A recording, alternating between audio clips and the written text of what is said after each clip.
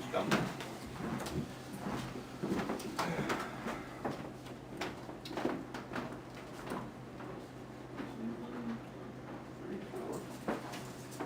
The second one. Okay, you're on. Thank you.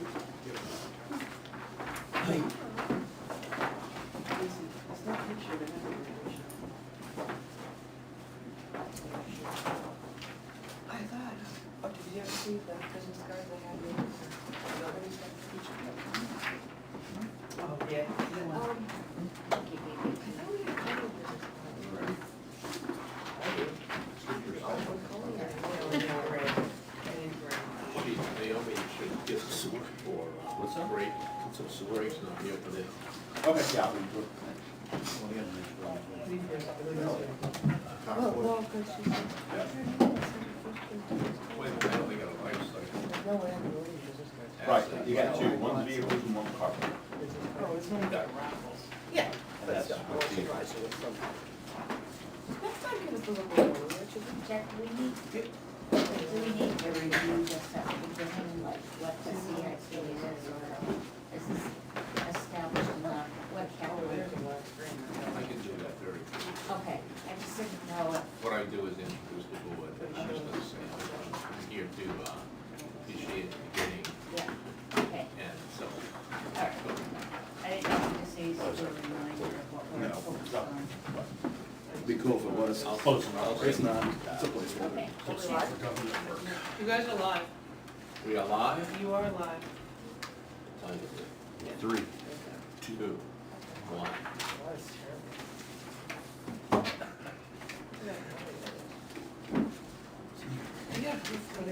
We ready? Oh, We ready? yeah, go Good. for it. Good morning. My name is Jack Dearborn. I am the liaison to the CIP from the Select Board. And since there's no chair present from last year, I will at least do one thing before we start. This is the Town of Ware CIP Committee for 2025 or 2026 fiscal year. And basically, this committee is responsible for, it's a subcommittee to the planning board, and we're responsible for qualifying capital requests from department heads by RSA 674, 5 through 8. So the only thing I'm going to do here this morning is ask for nominations for the chair and vice chair. Mr. Shelto. Morning, Jack, and thank you. I would like to nominate Denise Purington as chairperson and Tom Claw as vice chairperson. Very good. A second? I'll second that. Discussion? Being none, all those in favor? Aye. Aye. Unanimous, 0 no's. So at this point, I'm going to turn it over to Denise. Great, thanks, Jack, thanks, everyone, and welcome to the 2025 planning process. And just as a reminder, we will be looking at requests from the various departments, focused on items that will be used in the capital process. Those items that, capital being defined as expenditures for public facilities or capital equipment, more than $15,000, and having a useful lifespan of at least 3 years. So those will be the items that we'll be taking a look at this morning. I think up first will be the police department. We'll recognize the chief. Good morning. So for the audience at home, both of the CIP presentations are available online on the police department's website. Under the chief tab, you'll have a CIP button. Hit the CIP button 2026, and then you'll find both presentations. First priority is, of course, a vehicle. So we currently have one vehicle out of service, which was our 2018 Dodge Charger. They were responding to a call for service on a Class 6 road. It was a violent domestic. As they were going down the road, the car bottomed out, cracked the oil pan. When they got to the scene, the oil had dripped out along the way. as they were interacting with the subjects of the investigation, they heard the car knocking, the engine's blown. So currently, that car is out of service. Since it's considered an accident, we have filed an insurance claim with Primex, but that's, I'm actually meeting with them today so they can assess the vehicle. So we should be getting money for that vehicle, probably more than it was worth, based on my experience. But we're looking to, we were already looking to replace a Tahoe. Since I've been here, we've only replaced a vehicle every other year. We are at the point where it is absolutely critical to replace a vehicle a year. And I actually worked some math, which is the last sheet, which is not available online, and I'll go over at the end of the presentation. But we travel approximately 125 to 135,000 miles annually. That's split over 7 vehicles. So ideally, a vehicle for police service should last 5 years. We try to get 6 years out of them. Because of the lack of replacement, some of them have to make it 7 years. Our current Dodges have to do 9 to 11 years, which is crazy once you see the money we're dumping into them just to maintain them. But some justification for a vehicle. We have an annual budget of $10,000 for vehicle repairs. From January 1st, 2024 through September 3rd, 2025, the 3 Dodges accounted for $30,077.68 in repairs. That's 154% of the budget, which isn't even half our fleet. And we still have 4 months to go. Of course, 5's not going to do anything now because it's out of service. The average annual cost to repair the Dodges during that period was $10,025.89. Compared to the Tahoes, the average during that period was $1,996.64. For every dollar we had to spend to repair a Tahoe to keep it serviceable, we had to spend $5.02 repairing a Dodge.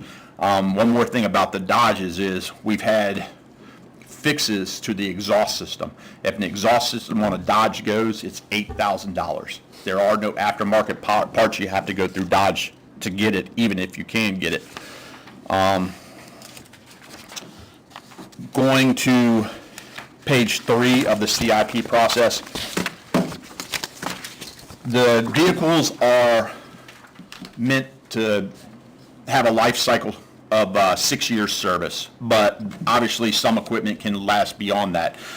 The main component, we can get our computers on grant, which we have been, and we can get radar systems. We just got 2 approved, so that's great. We got those on grant, so really we pay 25% of the cost of those. But the one thing I haven't been able to get on grant is radio, so I counted for the cost of a radio as we'll need them projected in the top table. I'm not sure what you call that table, but that's why you'll see a fluctuation in the cost. A radio is somewhere between $7,000 and $8,000. I projected a 3% inflationary cost per year in this, just to let you know. So I did account for the inflation both for the Tahoe, the full upfit, and the radio if we had to add the radio.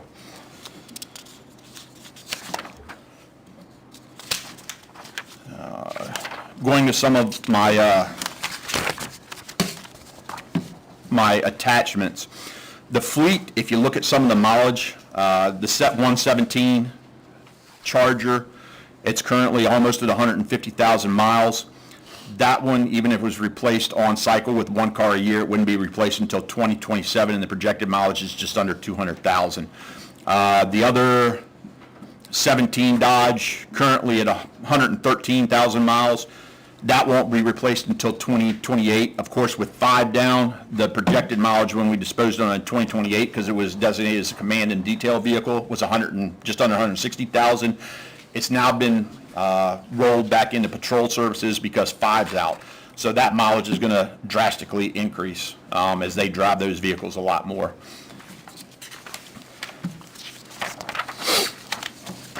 The Fleet Asset Lifecycle Program, this tells you the order in which cars are replaced.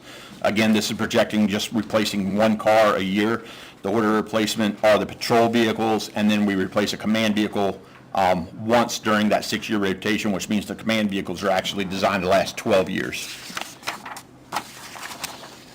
The next sheet is the tracking sheet. which shows, how many cars have been requested and how many have been approved. And we've already been on that since I've been here in 6 years. We've got one every other year. But if you look at the maintenance cost, you'll see the maintenance costs have drastically increased. We used to be about $16,000. 2023, we really started seeing that go up. If we completed the repair on 2, we would have been over 22,000. 2024, we're at 25,000. If we did the repair on 5 ourselves, we'd be over 26,000. And most of those repairs are all Dodges. Cost breakdown, the last car we got was a 2024. The actual cost of that vehicle was $79,727. We're projecting the 2026 Tahoe would be $85,283. Going back to the CIP presentation, how we're paying for that is it would be a $60,000 warrant article. We work details where we're getting $20 an hour for the use of a vehicle. We're going to put $16,566 out of that detail fund to offset the warrant article. And then we had talked about this with the Board of Selectmen last year from Vehicle 1 and I believe it was Vehicle 4 where we sold those at the White Farm auction. I believe it was beginning of 2024. We got $16,600 from that sale. We had to use some of that money when 6 was involved in the accident. We had to pay like $7,000 to replace 6. Which was a bargain because we took a Tahoe which has 70,000 miles on it and got a brand new Tahoe for about $7,000. I'd do that every year if I could. But we still have $8,717 from that auction. The last time I spoke with the board, they agreed it was a good idea to roll that into the warrant article, but at that time they never voted and actually approved it, so we just have to go back to the board and get them to vote and approve the funding for that. Also, like I mentioned, 5 is pending an insurance claim. Whatever we get that from that insurance claim would also offset the warrant article, which would lower that $60,000 total from the warrant article, whatever. What do you think the claim will pay? So the vehicle, I would guess 6,000, 6 to 8,000. But when we were in an accident with Vehicle 6, they also pay for an upfit. They pay to take the equipment out of one car and into another one. So that was 4,000 or 5,000 just in and of itself. So total, I'm guessing somewhere between 10 and 12,000 is what we're going to get from insurance. So you're expecting them to total the car? Yes, absolutely. Once the engine's gone, that car's not worth enough for them to maintain it. I couldn't see them maintaining it. So can I just ask, I'm going to stop you for Absolutely. a second. If you go back to the fleet slide that you showed, Yep. Patrol 5 is out of service. Correct. When we're talking about the warrant article, remind me again, which car? Which car's actually going to get replaced? Yes. It'd be 5. So if you go to this next sheet, the life cycle program, and look under 2026, you'll see where the 18 Dodge Charger, it says DIS, which means dispose. Okay. And then pick up a 2026 Charger, acquired through CIP process. All right, so that number 5, part of the offset will be whatever you get from Yes, insurance. correct. With the approval of the Board of Selectmen, they have to authorize that to actually go toward offsetting the warrant article. What I looked at, So just yes, sir. for my math, how much would have to be raised by taxes after all these puts and takes? I would guess somewhere between 48 and 50 So is going to be the final number. So the top number is 70? How much? 60. Top number would be How much 60. the cost of the vehicle? Oh, $85,283 is what the total cost is. And these other, like, your expected totaling of the car, like 12 is a safe number? I'm thinking 12, 10, 12. And then what's in your details? So I have in my details, it's over 46,000. What do you want to put towards it? $16,566. Okay, so the rest will be raised by taxes? No, then we have that $8,717 from the White Farm auction. And then the remainder would be, and of course, the insurance and the White Farm have to be approved by the Board of Selectmen. Of course, so I'm just trying to figure out what the net would be based on this conversation. Yep, somewhere, for the warrant article, somewhere between 48 and 50 is what I'm projecting. Once we get the insurance claim all processed. And that should be within a month, I would think. They're usually fairly quick.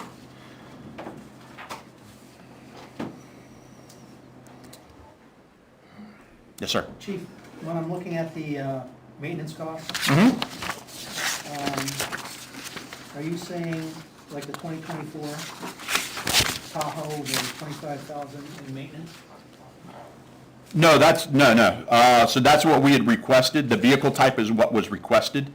Okay. We stopped requesting year because what we saw is sometimes Tahoes aren't available. They've been sold out. Those departments who have a vehicle in their budget obviously can buy a vehicle at January 1st, and the supply of Tahoes has gone down because Chevrolet has realized they can make much more money in the civilian market where they're selling Tahoe for $80,000, $90,000. We pay it on state bid, it's $53,000 for the actual Tahoe. The rest is upfit. So they've reduced the number, and of course state police in New Hampshire have gone to the Tahoe. So they're buying 200 Tahoes right off the bat annually, I believe. So I think our allotment, last time I talked to the salesman, was like 260 for the entire state. So if those departments who have gone to Tahoes, which is a lot of them because it's a very good vehicle, if they buy them all, that I put new Tahoe because we don't know if we're going to get one that year. If we can't get one that year, then we would just PO all that money so we can buy one January 1st of the following year is how it worked. So that's why I stopped referring to the particular year of the Tahoe. It's just a new Chevy Tahoe. But no, that's the maintenance cost you see in that far right line is the maintenance cost for all the vehicles for that year.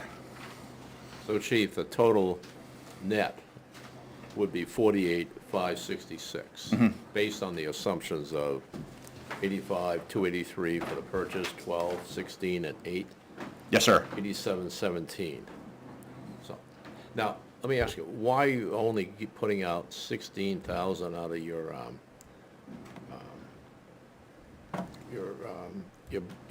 receipts for coming in and using it for details? So I try to level out the cost of things through lifecycle management as best I can. We've had a very productive year and a half, 2 years of detail funds. It's not typical. So I'd like to spread those funds out over multiple years rather than use them all at once. So I have a $60,000 consistently rather than a 60, an 85, an 83. Okay. So. I have a follow-up question. Sure. What's the impact to your department? Because you rely on having 5 frontline vehicles. Correct. Which could be a combination of some being in repair just for general maintenance, some being going to investigations, some going to court. So now you're down to a 20% fleet of your available pursuit. How does that affect your operation? Sometimes it greatly affects it. Just, I believe it was 3 weeks ago roughly, we were down to 3 vehicles because we had a vehicle out with the transmission we had to repair. 5, of course, the oil pan was cracked, so that was out of service. 6 currently has an engine issue where it's under warranty, but it's been towed. It was towed yesterday to McMilkin Chevrolet, where they'll fix that under warranty. And that's happened to one of our Tahoes before. But if we have, it's not just the actual repairs to the vehicle themselves, it's the time the officers spend running vehicles from service appointment to service appointment, from service appointment. We get a lot of complaints, obviously, for reckless driving, speeders. That's the number one concern of citizens. Obviously, if we're running cars back and forth, which is it's a very much a burden. It's an overburden because of how much we have to actually run cars back and forth, especially with the Dodges. Not so much the Tahoes, but the Dodges, because something's always breaking on them because they are way beyond their life cycle. And it takes time, resources, extra repair bills. I had to go to I usually, once it goes over a $5,000 repair on the Dodges, I go to the board for approval because that's over half my budget just for a Dodge repair. And I've done that consistently years in a row because I've got something major occurring with the Dodge because it wasn't replaced. Chief, you got $10,000 in your budget for repairs. What are you up to net right now What am I up to, what? for the year total? Year total was $16,859.79. That was on September 2nd. So that's for 3/4 of the year. Plus, like I said, 5 needs to repair. The repair is estimated at $10,120, but that's going to be covered by insurance. We'll get whatever the car's valued at for insurance. So the quick way to say it is running a partial geriatrics fleet has an impact to your service delivery. Absolutely. Plus, not only in the short term, but in the long term, because what we're doing is because the Dodges can't keep up with the demand, we're putting excess miles on the Tahoes, which is shortening their life cycle because we still have to do those miles. So some of the cars are going to get 135,000 miles annually. If the Dodges aren't available, we're splitting that between 3 or 4 Tahoes, which is significant. That means, you're lucky if you get a police car at 150,000 miles, especially in a town where we have to drive on Class 5 and Class 6 roads. We just saw, when the Dodge bottomed out. But, I mean, I've been saying that since I've been here. Dodges are not the correct car for this environment. Tahoes have more ground clearance, so obviously we can go more places. We do our best to drive them within the capabilities, but I was debating on getting the actual call for service where the dispatcher is, pretty much emphasizing, you need to get there, this is a violent domestic, she's in trouble, and they're going as fast as they can on this Class 6 road within reason, because, we have to drive within our abilities. But when you got big potholes, when you're coming around the corner and the car, boom, and oil pan cracks, there's not much you can do. You got to get to the car to make sure, our priority is safety. Equipment is second. We're going to do our best, but sometimes they conflict, and that's just what happened in this case. We're on the program for the right vehicles now, for the best on what's available. I believe the Dodge has 6 inches of clearance, and the Tahoes were at 9 or 10, but they redesigned them, so now they're like 8.5 roughly. But those extra couple of inches matter, especially on Class 6 roads. And it's built on a truck frame, which is more durable. That's the only police vehicle which is actually built on a truck frame. If we go back to your fleet slide, when you have one or more vehicles out, like you just described, are you using one of the command vehicles? Yes, absolutely. So that's what were you saying earlier, that therefore that puts more mileage than what you might be projecting depending on how much you have to use those? Correct. So 2 will be a patrol vehicle until at least next summer, because that'd be the earliest we replace it. I believe. I actually have a question about that but it'd be for the Board of Selectmen. Since 5's out for an insurance claim, the last warrant article was voted no. Does no mean no if the vehicle was involved in an accident? I don't know if you can replace it like that. I would think you would be able to, because say we had a flood in Ware and all our vehicles are out, but that year we had a warrant article which was voted no. Does that mean our whole fleet's gone for the next year and a half? It can't happen. So I would think an accident is an exceptional circumstance where it could be replaced if the board wanted it to. So Command 2 will be a patrol vehicle until Correct. sometime next year. And what we did too, because in 2024, because our repair budget was so far over, we actually used detail funds to fix 2.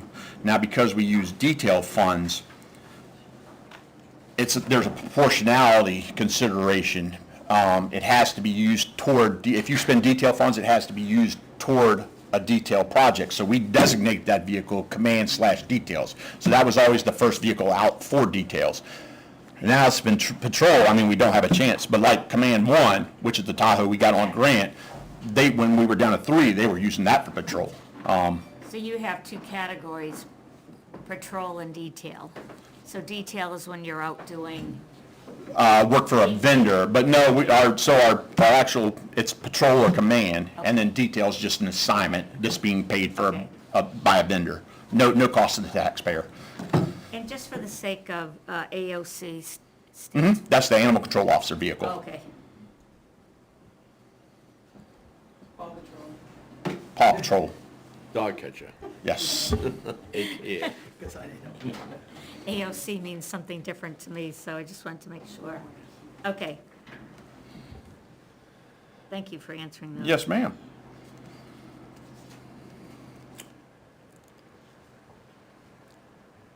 Any other questions about that presentation? Then I'll go to that last sheet, which is kind of this table, and I'll just go briefly because it's a lot of math. I compared what would happen, I projected what would happen if we didn't get another vehicle versus if we did get another vehicle. And particularly, I'm looking at the total cost of acquiring a new vehicle versus the depreciation value of the cars not getting a new car, which means we're trading them in with more miles and more life on them, an extra year, and then the increased amount in repair costs. And of course, I did the 3% annual inflation a year. So I was comparing, if we got a new vehicle, it would be $85,283. If we didn't get a vehicle, we'd still lose $20,651 minimally due to the increased cost to maintain those Dodges, as well as the depreciation value on our current fleet by putting another year on the cars before we trade them in. Does that make sense? That's what all that math does.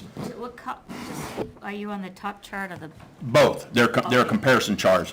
The top chart is if we get a vehicle. The bottom chart is if we don't get a vehicle. But even if we look at it, the cost difference between getting it and not getting it is actually $64,600. So you're saving $64,632 this year by not getting it. But just in the next year following that, you spent $20,651. So, if that makes sense. Chief, is there a market for used police cars? Yes, very much so. Okay, so you've basically sourced it from kind of like an ADA blue book? Yes. Type of thing? Okay. I did some searches. The Tahoe at 6 years generally gets about $23,000 for trade-in value. So if I continued this chart out, you'd see the cost really drop, because right now we're projecting those Dodges because they're already 9, 10, 11 years old. Actually, there's no value starting in 2028 because their depreciation value is $3,300 a year. Right now, they're worth about $8,000 to $10,000.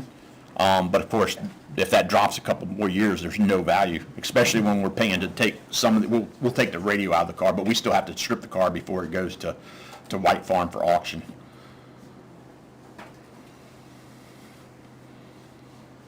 Chief, I got a non-monetary question. Yes, sir. Part of retaining and attracting qualified talent. How does this affect the morale of your team? So I will tell you, after the last town vote, I really saw it. It was 2 to 3 weeks of low morale in the department where I was worried about losing officers. We got the body-worn cameras, but that was the only thing we got. Tasers, which is a necessary piece of equipment. People get so tied up in the details. How was this proposed? What process was it done? Fact of the matter is, this is a piece of equipment we need to keep us safe. We've used it. We just used it again recently to keep officers safe on an individual who is in a mental health crisis. But we have no plan to reacquire that equipment, even though the equipment we currently have is expiring. It's no longer going to be supported in 2028, and we have to have new equipment, or we're not going to have tasers. We don't have tasers, we're not going to have officers. Other towns are already, offering $30,000 hiring bonuses to certified guys. They're going to pay them more. They're going to give them all the benefits: the health, the dental, the short term, the long term. Detailed pay, pay, we're comparable with other places. Benefits.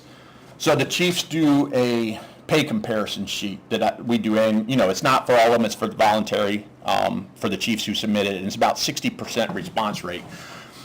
But the chief who puts that together, she took out benefits, a benefit comparison about 3 years ago. I was like, wait, why did you take that out? I use that. She's like, well, everybody gets them.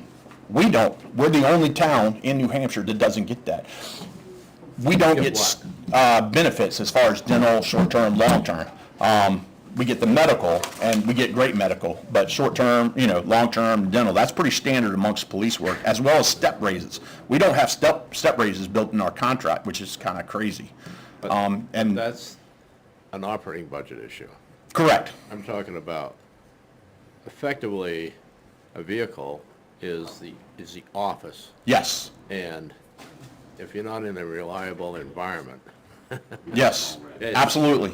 What gets them in the car is how much equipment, because obviously we can carry a lot more equipment in the Tahoe than we can in the Dodge. The trunk space in the Dodge is very small and constricted. But yeah, it was the totality of the vote. The carport, I didn't realize meant as much to the officers as it does, because we're the only department that has to go out there multiple times during a snowstorm and shovel off our vehicles to make sure they're ready in case we get a call for service. Plus, I mean, we just throw away money on evidence storage, but we'll go over that during the next proposal.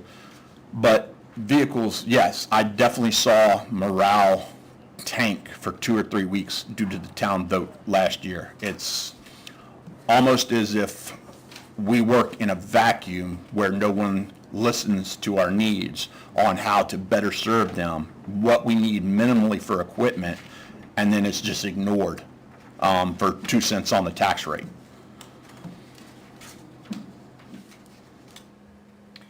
Your tasers are not in your operating budget? No, That's $1, that's another problem right. for another day. Right, yeah, it will be back in the I proposed it as its own warrant article to pull it out, because I thought it was a no-brainer, basic piece of safety equipment we have to have, and it failed by, I have the numbers back here, but 100 and something votes. But yeah, that was, I mean, that was really kicking on people to vote that down. But just so I know if it's either this or that, are you suggesting you gotta replace all your tasers? Yes, they are obsolete in 2028, they are no longer supported by Axon. Okay, so what's the cost of replacing X number of, how many tasers do you have? 20? Roughly 9 or 10. So, We don't have enough for all the officers. So a taser program is about a little over 9,000 a year. I want to say it's 9,600. what's that mean? So that's, I try to put everything in the life cycle to flatten No, I'm saying costs. if you have to get well in 1 year, Oh, get well? Yeah. Oh, what's 9 tasers worth? About 15,000? no, 30, 35, Okay, so that's a different problem. right, But that's a problem for 28, if we don't fix it by 28. correct. Well, the goal is, yeah, this year I'm proposing 5 to get us to where we need to be prior to 28. We don't need them all at once, but we have to get it in place before 2029, really. But that's a future CIP if the budget doesn't support it. Yes, Okay, but it's not this year's CIP. no, Okay. because I'm putting it in the operating budget. Okay. Your, Go ahead. your firearms and ammunition are in the... Good, yes, we're good on firearms, ammunition. But We're, they're in the operating budget. correct. The last budget that passed, we actually put either enough funding for 2 handguns or 1 patrol rifle annually, as well as some budget increases. Now, we're lucky on that part. When I first got here, we were losing an officer about every 3.8 months. We're pretty good with retaining people right now, which means we don't have to send people to the academy. We are sending 1 in the beginning of next year, and for example, we have to get frangible ammunition, which breaks apart because they have an indoor range. That's roughly $2,000 because he has to take 2,000 rounds with him when he goes to that, plus upfit him. If we had to do that for multiple hires a year, our budget would be absolutely blown. So it's imperative we, hire good people, retain those people, because it actually reduces cost to retrain an officer. It's about, last time I figured it out, it was about $80,000 to retrain an officer. Yeah. Yeah, well, I just fail to see the difference between putting the firearms in, but not the tasers. It seems like it's all basic equipment.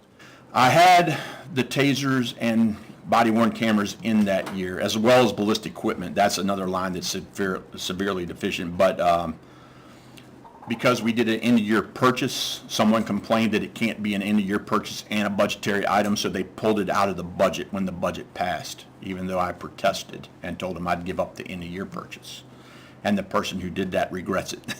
Said, I should have argued with them more. I was like, I was arguing pretty good, it's all on camera. this But, ballistic vest that you talk about, yes, they're custom fit for a person, yes, sir, so if you lose somebody, you gotta buy another one? correct. So how many, and you have a life cycle on those? We do. So everything ballistic is 5 years. My helmets, the last purchase was 2021, so we're going to need a lot of new helmets next year, and they're about $450 each. We saw the price go up almost 200% from the Ukraine war in Ukraine. Well, my point Yep. is, these vests, these helmets, when does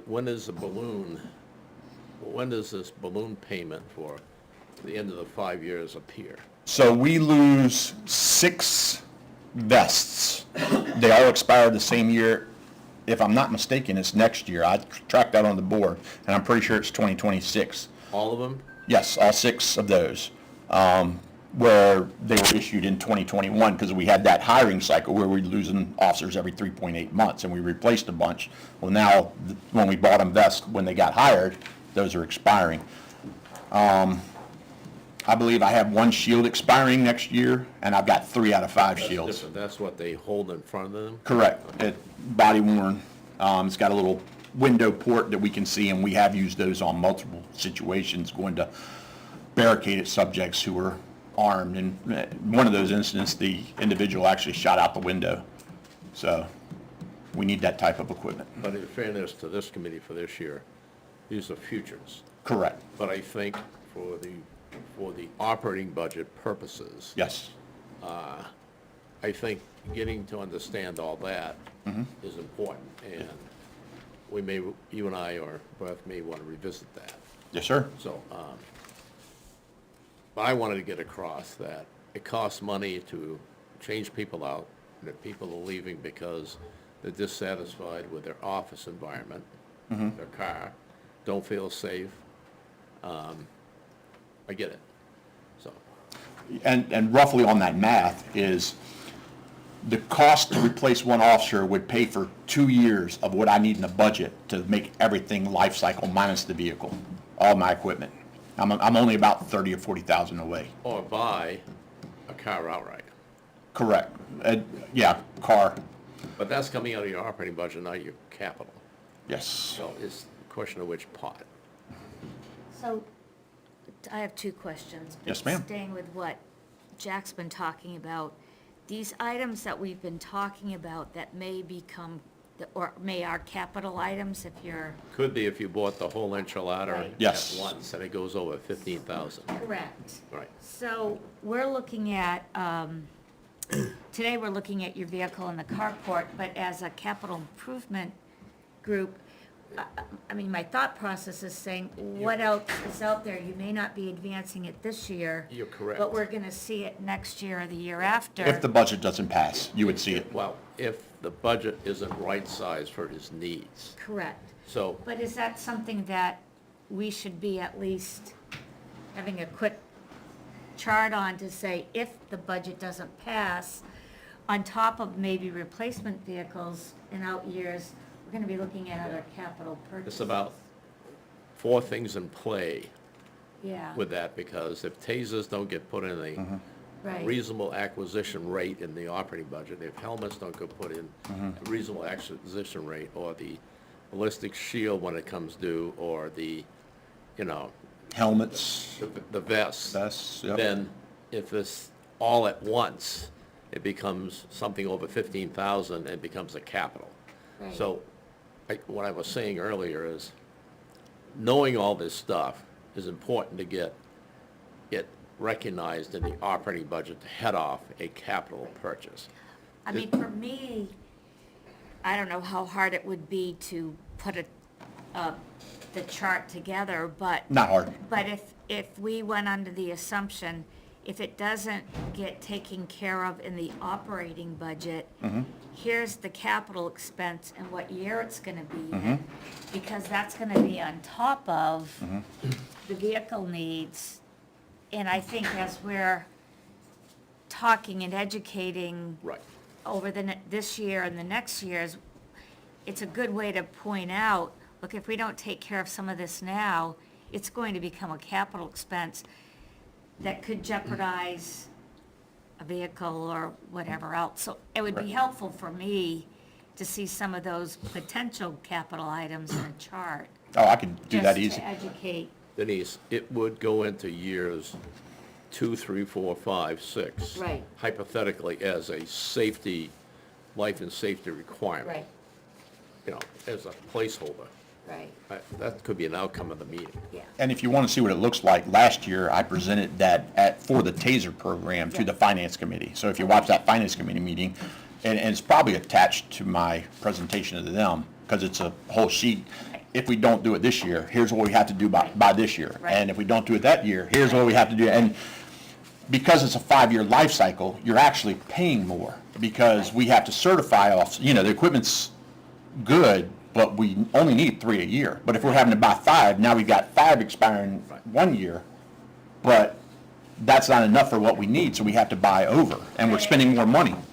I think for me, it's helpful, and it may be for community members as they go forward to vote, to understand when you vote down an operating item, you're pushing something out that may eventually become a capital item. We're Correct. not maybe thinking that way. I'll take an action to work with the chief on behalf of the select board, because that's the other side of the equation called operating budget. Yeah. So we're gonna be working with Beth, we'll be working with all the department heads to figure out what it takes to right-size the operating budget, Right, and what spills over as a result of having this right-sizing that can't be addressed. right, And that may be taken care of another way. right. So there's a lot of moving parts here. Right. And then my second question, if I go back to this sheet that has the 2026 vehicle number 5 being replaced, it doesn't say plus radio. Is that because you're going to take the radio out of the current car that was damaged? Correct. Okay. And that's $400 to take out of one car and put it in the next But car. normally, when you replace a car, you're replacing, So a radio, I project, should last me 3 cars. okay, The partition, once we get to that part, I need to have my fleet all Tahoes. Once we get to that point, I'd like the partitions to last 2 Tahoes. The computer can only last 1. The radar system, I try to get 2. We're getting them on, but yeah, everything has a certain life cycle. It's either a 1, 2, or 3 vehicle life cycle if we're keeping them for 6 years. okay. All right, thank you. That was all my questions. Anybody else have any more questions? Next. All righty. The next is the carport. Now, I'm proposing this again. It was soundly defeated last year, and I believe that's because of an education element, just informing the voter what they were actually voting for, because we couldn't put in the warrant article what we wanted to put in. There is a cost savings if we go to this. We spend in our budget about $2,500 a year because we have to have a large bay for evidence storage. And I'll give you a good example where everybody is familiar with. When we had the guy who was throwing pipe bombs out the window of his vehicle, when we located him, we seized that vehicle. Initially, we put that in our current bay. We can't keep a vehicle in there any type of long-term, because we have to have a secure area when we're loading and unloading prisoners, because that leads to our booking area. So temporarily, we put it in that so we could process the vehicle for evidence. Turned out there was a pipe bomb in there. It's not a good idea to put a pipe bomb in your facility. That could have been pretty damaging. So when we learned that, we explained carefully to the tow truck driver he needs to extract that vehicle, and we're going to process it outside. But what we're looking to do, like I said, I didn't realize this item had a big of an impact on morale as it did, because like I said, we're the only department in Ware who has to shovel their vehicles. DPW has their garage, fire department has their garages, but anytime there's a snowstorm, our guys are out there shoveling between the vehicles, knocking the snow off the vehicles multiple times, because if we have a major critical incident where everyone has to come, the cars have to be ready to go. We don't need to spend 10 minutes shoveling off cars. So they're doing this every single storm, which also means they're not out there patrolling or answering calls for service, because they have to get the vehicles ready. But this is a 12-gauge steel 5-bay carport. It'd be for 1 bay, no garage doors, on the 4 vehicles except for the one. The one's a slightly larger bay where instead of spending $2,500 annually, and sometimes I spent more than that on rental storage because we have to have somewhere to store large evidence. You know, we've had kayaks, all kind of stuff, power tools. We don't have the storage space in our facility. We have to have somewhere where we can store those items. And we pay a monthly fee for that. During COVID, that monthly fee fluctuated. It had 9 price increases during a 19-month period, which was crazy. I was up to over $400 a month for a facility.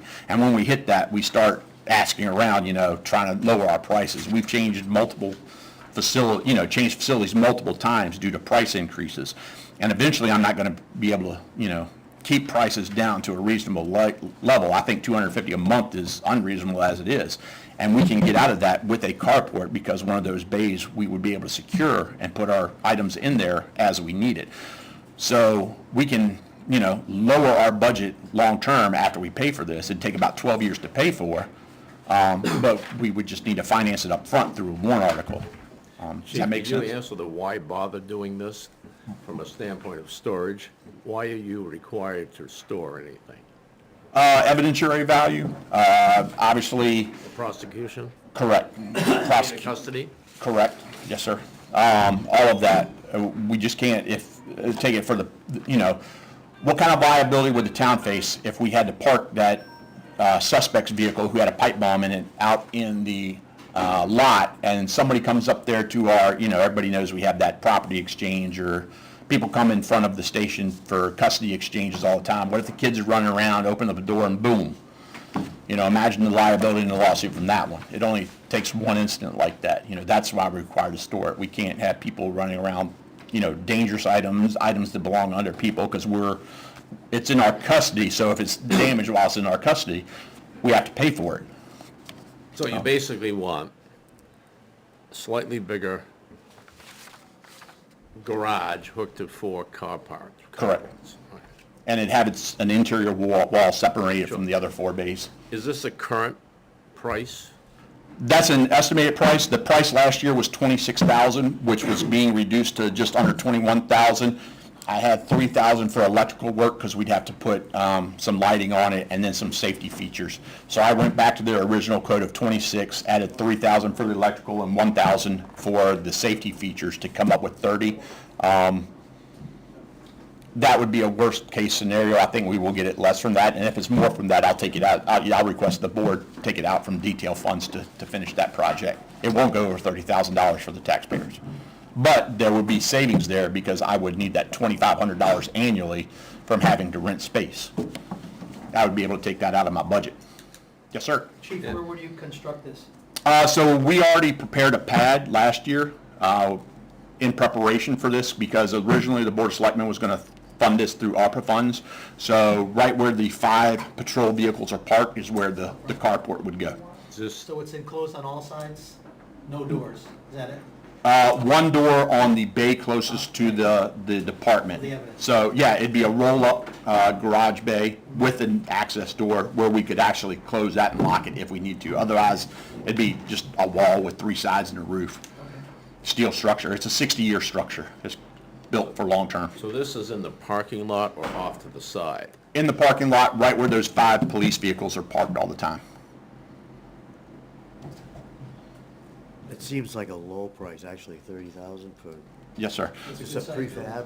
Right. We put that on bid, and our bids, they were by far the lowest bid. 26 was the normal price, and they had a special for under 21. The other bids went all the way up to mid-70s. One was in the 40s and one was in the 70s. Do you have to accommodate any electrical? Yes, so we've already, we took out a light pole in preparation for it. We had the electricity cut. We pre-wired it to the base of the building where they've got the electric ready to go in the building. If you see an orange cone out there, that's where the electric's covered up currently. Very good, thank you. But we spent about, when it was approved, we spent somewhere in the $8,000 range in preparation for this already, preparing the pad. DPW was a huge help for us. And then having new asphalt put on it, and then doing some electrical work. Okay.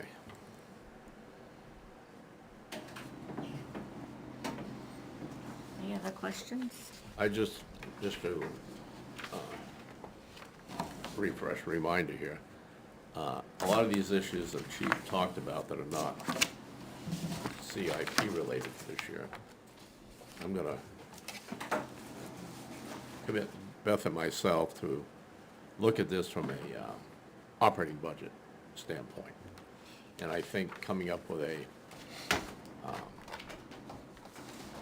what if we don't do the operating budget, what it's gonna cost and outlevers. So, I think that'd be very helpful, actually. I can get a chart for equipment based on what expires when for you. That's easy.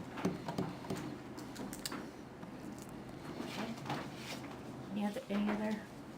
Thank you All very right. much. Thank you much for your time. Have a good day. All right, so we're gonna take a look at the fire department request.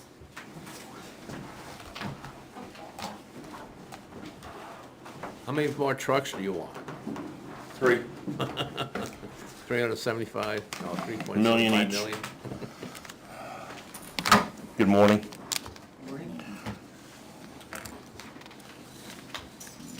So the fire department has 2 items.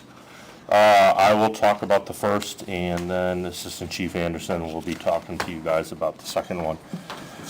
I will be addressing the fire cistern, the safety complex. The fire department, back when the safety complex was built, there was a proposed 30,000 gallon cistern that was supposed to be placed at that facility.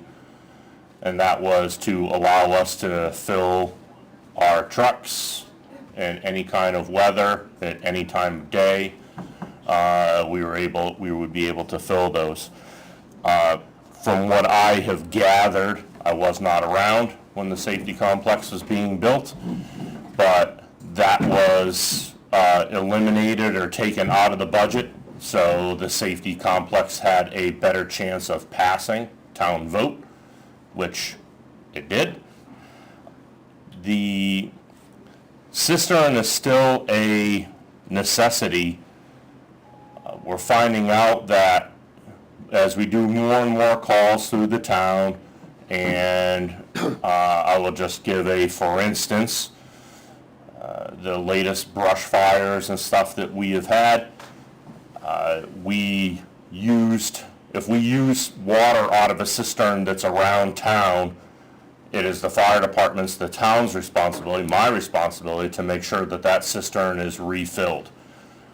For instance, there was a brush fire on Colby Road. We used the Colby Road cistern, which is great. That's why they're there. So we have access to water. That cistern has to be filled. There was roughly about 10,000 gallons of water taken out of the 15,000 gallon cistern for that brush fire. Now that brush fire was under 1 acre, all right? So a lot of water, we use a lot of water.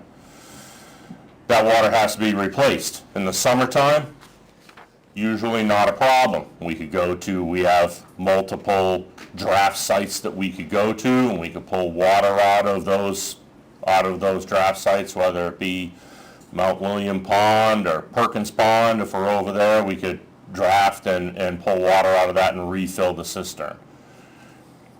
On other times, when either time is short and we can't do that, we don't have the personnel, we rely on filling our trucks either at South Fire Station, and or the school up here, the middle school, has been extremely gracious enough to allow us, when we ask, that we're able to fill our trucks there and pull water out of that cistern. Their cistern here across the street is automatically, think of it as a giant toilet tank. Okay, you pull water out, there's a float in there. When the water gets low, their pump kicks on, and their pump refills that cistern, so we don't have to. It automatically fills itself.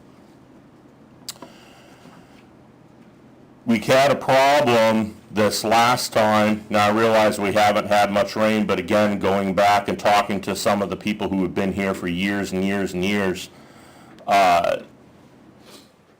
we went to go we filled the cistern with a couple loads of water from pump sites to fill Colby Road, and then we went to South Station and filled the tanker, which is 3,000 gallons. We filled that once. The next day, we had our larger brush fire, and we actually ran out of water out of that station. You couldn't even flush a toilet, run a sink, don't do anything. We're utilizing the South Station, and again, there's just not enough water there to be able to run that. I mean, a cistern is supposed to be able to get you multiple trucks if there's a fire or something like that. The pump that's at South Station now, if we were to fill a truck or fill that tanker, you are there, that the pump that runs that is an irrigation pump that probably does like 30 or 40 gallons a minute at best, okay? So that means we go to a fire, which I have gone to car fires in the middle of the winter time, and now you pull the engine into South Station and you're sitting there at 2 o'clock in the morning for an hour and a half while that thing tries to fill. It's either that or we bring the truck back to the center station and fill it with a garden hose. Now I know everyone's have filled their pools and stuff like that. To try to fill a truck with a garden hose at that rate is unacceptable, all right? Again, summertime, we have pump sites we could go to, we could pull water out of. The wintertime, I am not putting, so we would have to go out and literally put someone in an ice suit, go out onto a frozen pond, whether it be Mount William or Perkins Pond, cut a hole in the ice with a chainsaw, and then draft out of it.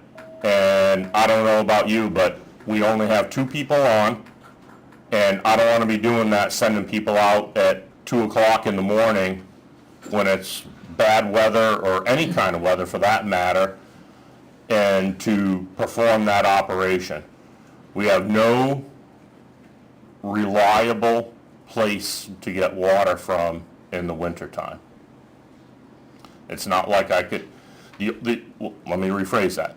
The only reliable place that I have to get water from in the wintertime is the school, okay? And for me, it is not the school's responsibility, nor is their problem to fix our problem. And our problem is we do not have the proper amount of water where we need it.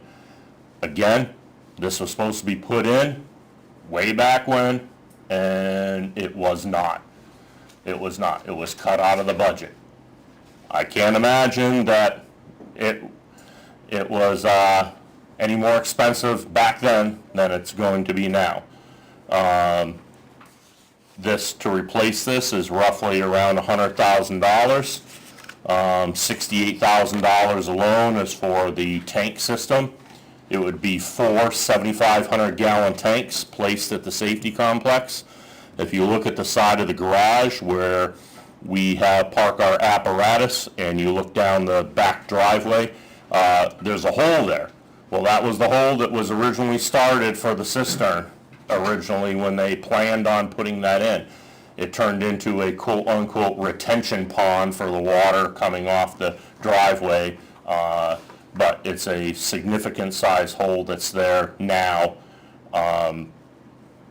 But that would have to be with hopefully the help coordinating with the highway department. We'd be able to, utilize some excavation work there to pretty much square up the hole, really, to put the tanks in. Are these concrete or fiberglass? They are concrete tanks. They are concrete tanks with a lifespan of at least 75 years. And again, 30,000 gallons. To refill these tanks, again, there was some forethought. when they built the safety complex, part of the gutter system that takes water off the roof is already plumbed underground. The piping is all there, where the piping just dead ends where it would have gone into the cistern. Now, does this mean that we will never have to fill our own cistern? Absolutely not, right? I mean, if we use a lot of water out of that, absolutely we're going to have our tanker go and fill water, pull water out of a pond or something like that.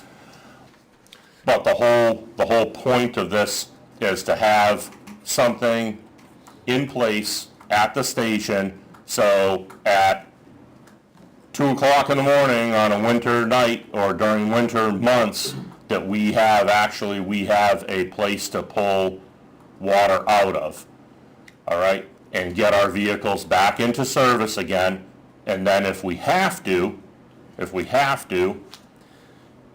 then go down the next day or the following day or whatever. We could do, not under emergency situation, and get water out of Perkins Pond, Mount William Pond, right, anywhere where we could pull a draft from and do that. But it's under a little bit safer conditions, Chief, right? if this truly is a 2026 request that you're Yep. asking for, this should go to a urgent. Because When I looked at that, if this is a request for It's- 2026, by definition, it has to be a 1 or a 2, and it means Okay. urgent. I'm just trying to make a point from a Yep. Nope. scoring. So nope, it should be a that, 1, and I think you made your case. I mean, risk management is part of your business, right? And this is definitely a risk to the town, evidenced by your recent foray into forest fires and where. correct. And so, is there any grants that could be applied to this, or you could apply for grants that would cover this? Some of, not that I have seen, Okay. some of the parts for this, I'm currently trying to resource. We do have a 350 gallon per minute pump that we took out of apparatus a number of years ago that is still in good shape. And I am in talks with Perkins Pump, that's who does all our pump testing and all our stuff on our equipment. And they are trying to see if that pump could be utilized for this, because the goal is to have the 30,000 gallon cistern there, be able to pull into the station, flip a switch, and basically an electric over that pump will pump 350 gallons of water in up to the station. So, you're not. Per minute? You're per minute, so you're not going outside or anything else like that. So you have an emergency generator at the Correct. center? So would that suffice for powering that pump as well as the rest?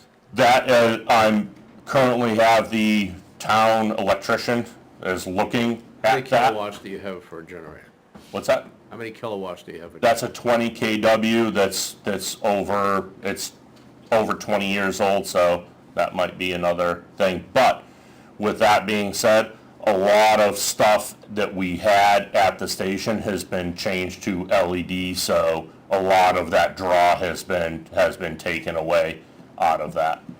So the quick answer was there was probably enough power to do that, to put that on the emergency generator. And we do have room in the panel for that. But getting back to the pump, they are going to be looking at that and seeing if that's capable of doing What's the what we're value doing. of the pump if you don't? Around $20,000. So it becomes realistically 80, so this electric pump, right? Yep, it's And so- electric motor driving the pump, yes. So it becomes an 80, so when would you know this answer from Perkins Pump?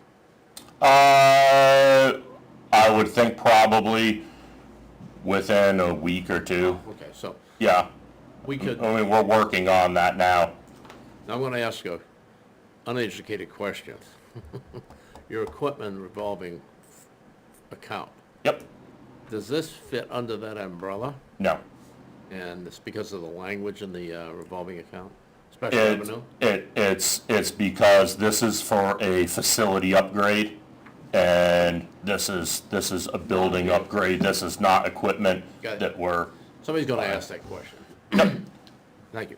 and also, we do not, I mean, recently, we just changed last year, our cistern account had $500 in it a year to maintain 33 cisterns going on 34, and nowhere's near enough money, so we took over all our lawn care. So the men and women are doing the mowing. That was $8,600 the town was paying for lawn care to mow cisterns. So we took over that line, and we are doing maintenance on our cisterns and pump sites out of that line number. But still, that's certainly not adequate enough to do a $100,000 project. But if something was to run short, I mean, we could pull some money out of that a little bit here and there, so. Okay, Chief, thank you. So the town has somewhere between 33 and 34 cisterns Correct. currently. At South Station, when you talk about filling, what's the water source there? Is it there? A dug well, Okay, yep. But that has a limited capacity. yeah. From what I've heard, You pull it. well, from what I heard, people were surprised because in the 30-some-odd years that that building has been there, I guess, the fire station's never gone dry, ever. Even in the driest of summers, it's never gone, well, it went dry this time. And after filling one truck, you couldn't run a sink. Well, the way it works is you pull a depression in the water table. It takes a while for it to. Oh, yeah. Well, 3 days later, they flushed the toilets 3 times, and the pump started cavitating, and they shut it off. So, How many gallons does a truck hold? all of our trucks, well, if it's an engine, roughly around 2,500 gallons, 2,000 gallons in that ballpark. 2,000 gallons, it's like 1,800 or so. Like our new truck we spec'd out is gonna be close to 2,000 gallons. The tanker is 3,000 gallons. So that's a pretty good supply, if you get that. That's a pretty, we consider if we could get an engine and a tanker on scene of something, we could usually have a pretty good knockdown. But if it's something extensive, like we've done with either the brush fires, or if it's a larger fire, then we have to get some type of water source, yes. Good, thank you.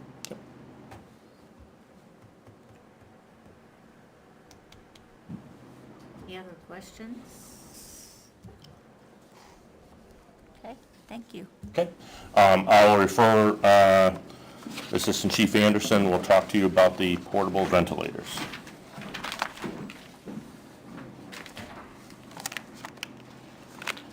Thank you.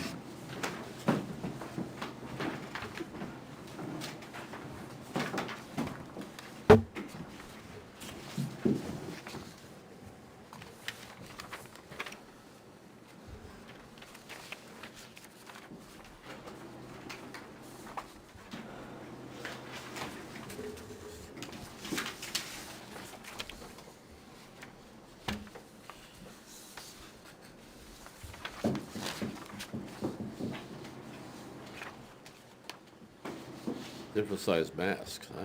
Good gear.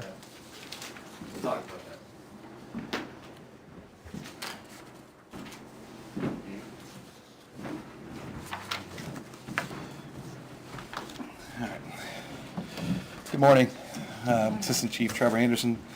I'm going to speak with you guys on capital improvement requests on the mechanical ventilators.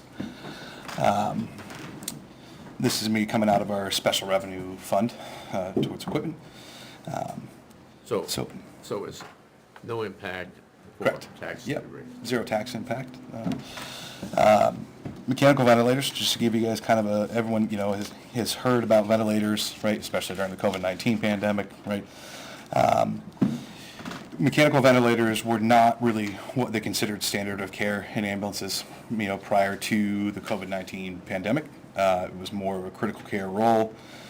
But as you know, as a profession increases in its level of care, mechanical ventilators are really, what you consider standard of care. What we currently use, so if somebody's apneic, which means they're breathless, right? They're not breathing on their own, is what they call a bag valve mask, right? And that's it's got a mask, you squeeze it with your hand.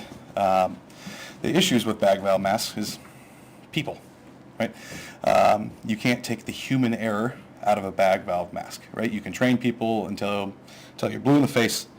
But if you take somebody who is not ventilated somebody in 6 weeks and then ask them to breathe for somebody at an appropriate rate, tidal volume, that's a lot to ask from somebody, right? You're squeezing the bag and basically guessing, which it sounds really bad, but you're guessing of how much tidal volume, how many mLs, how much air you're supposed to push into somebody's lungs that's appropriate for them to breathe, right? So a lot of times, we train and we say, okay, based off of chest rise, you're gonna breathe at a rate, of 10 to 12 a minute, and you're gonna have that attached to high flow oxygen.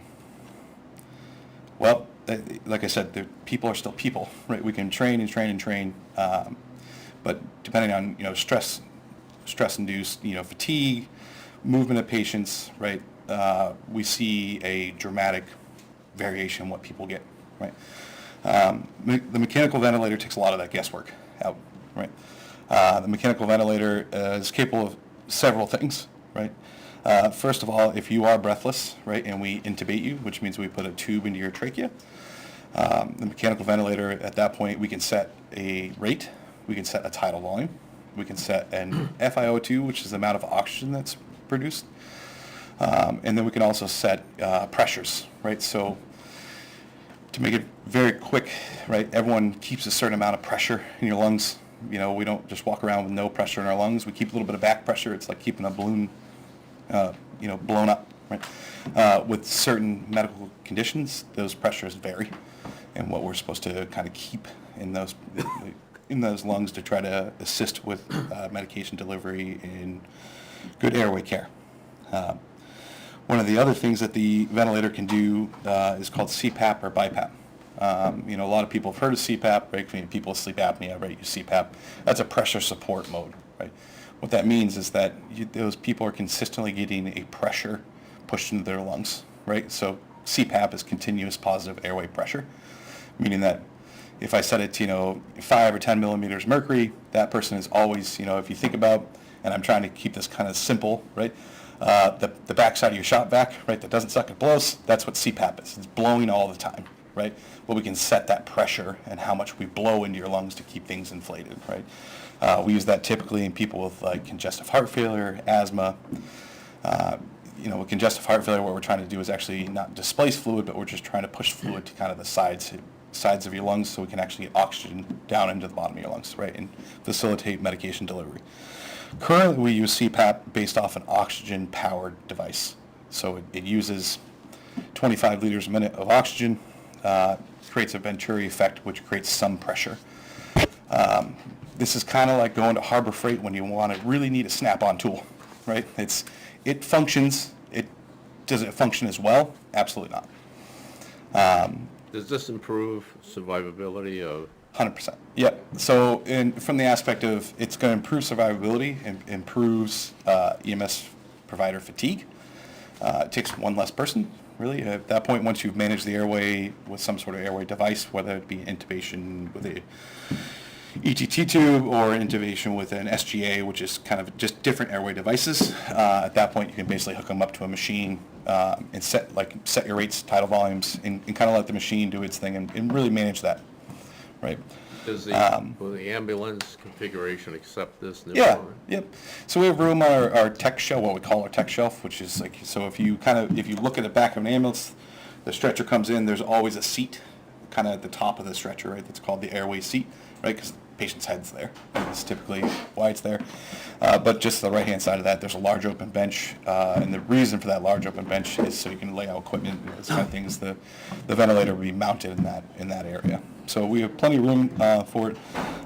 One of the other things I wanted to talk about that the ventilator does, and I think it's very important that you guys hear about this, is something called BiPAP.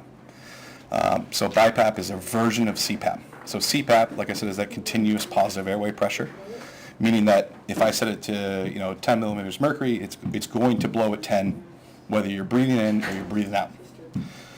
Well, if I don't know if you guys suffer from any breathing conditions of asthma, things like that, but somebody who has difficulty breathing, you basically take them and say, hey, I'm going to shove all this air at your face, right? And it's going to help you, right? Well, that creates quite a bit of anxiety. Reason being is that they already can't breathe, and now you're pushing pressure at their face. So if you took them from outside where they can't breathe, and then took the back end of a shop vac, and I'm using these are very layman terms, right?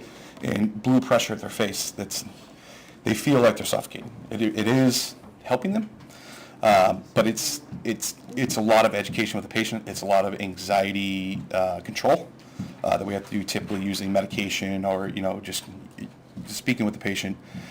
BiPAP allows us to switch the pressures based on what the patient's doing. So what that allows us to do is, if somebody is having difficulty breathing, I can switch the pressures on what they call like an IDE ratio. So whether they're expiring, right, they're breathing out, or they're inspiring, or they're breathing in, is I can change those pressures. So people that are having difficulty breathing a lot of times would like to breathe out with less pressure blowing at them. I can switch those pressures. And that makes a big difference in the comfort of the patient, but also it really starts to narrow down on the technical side of treating the patient with whatever mortality they're suffering from, whether that be COPD, CHF, asthma, as I can switch those things. So I have a few questions. So we don't have one of these right now? Nope. This would be, okay. Nope. So do we have, we have the valve mask? Yep. Obviously. Do you have a CPAP? Yep, so we do have the CPAP, and like I said, that we currently use is like an oxygen-powered device. And do you have a BiPAP? No. So you described this ventilator, particularly, I think of ventilators, you've intubated somebody who's Sure. breathless. Yep. To help keep them alive Correct. until you get them to the hospital. So are you saying that in addition to using it on somebody who's intubated, it could be used in replacement of the CPAP Correct. machine, and now enhance that with the BiPAP? Correct. So would you eliminate the CPAP machine? and Yeah, use this all so the we time, currently, or- what we would do over time is we'd have to phase that out. We couldn't immediately say we're getting rid of it, because there's an educational aspect with staff that going through with the ventilators. And people in EMS or emergency service they're no different than normal people, right? So one of the biggest things and the hardest things I think we have to educate people on is we introduce a new piece of equipment. People's old habits die hard, right? So people under stress or duress, which we go through just as much as anybody else, right? They want to refer to the older piece of equipment because that's what they're familiar with. So it would take us some time to phase out the disposable CPAP units that we currently run. But over time, yes, you would see us phase those out. But would it immediately do that? No. So it's used on more than just intubated patients? Correct. Yep. And what's the life like? Yeah, so the life expectancy is very similar. Most like the durable medical equipment, we expect about 10 years before we're replacing that. And these, as similar to our cardiac monitors and things, comes with like about a 5-year full service warranty, which is included in the quote. Chief, on that note, Yeah. warranty is almost $6,800 Correct. a year. That's total, I For believe, 5 for the 5-year plan. Okay, so every 5 years, we gotta, operating budget-wise, come up with that, right? And then Yep. the cost for 20 HME, bacterial, viral, whatever it is, Yep.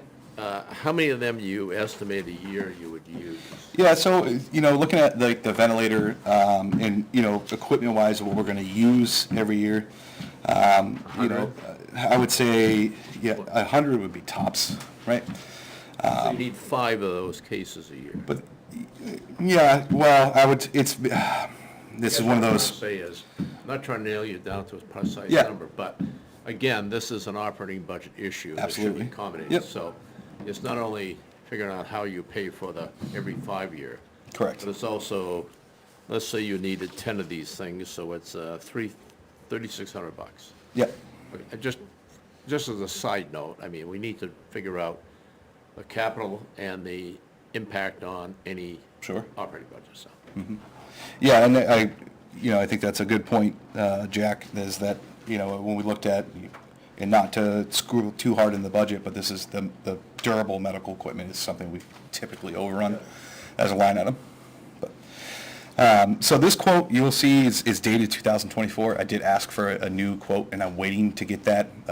The person who's doing quotes is clearly out of the office because I've been waiting for a little bit. So this is 2 years old, or will be? Yeah, so you'll see in the capital improvement request, I believe it's in the neighborhood of $50,000. And the reason being is we have to look at mounts for these as well. We have to look at mounts for these because when they sit in the ambulance, they don't sit in the cabinet. They get mounted to a shelf because that is something that's traveling with the vehicle. So we make sure that it doesn't have its own inertia if we do have an accident or something along So those when lines. do you think you'll get the updated quote? I'm hoping to get that in the next week. I was speaking with the sales. So we'll hold I it can 50? forward it. We'll hold it Yeah. 50,000? Okay. Yeah, and looking at, it's, I believe the total on this was around 40,000 for the 2 units. In 2 units, all the gear, warranty as well. But also with that, the mounting specifics per truck may change. So it's really, that's a very difficult, we know in the neighborhood of like about $2,000 per mount. But it's so variable that we wanted to keep some sort of a distance on that. So, if you only have one of these and it goes out of service, some of the equipment that you currently have, are you going to have to maintain? Yeah, so we'll always have to continue with BVMs, right? Bag valve masks. Yeah. That's something that's standard care.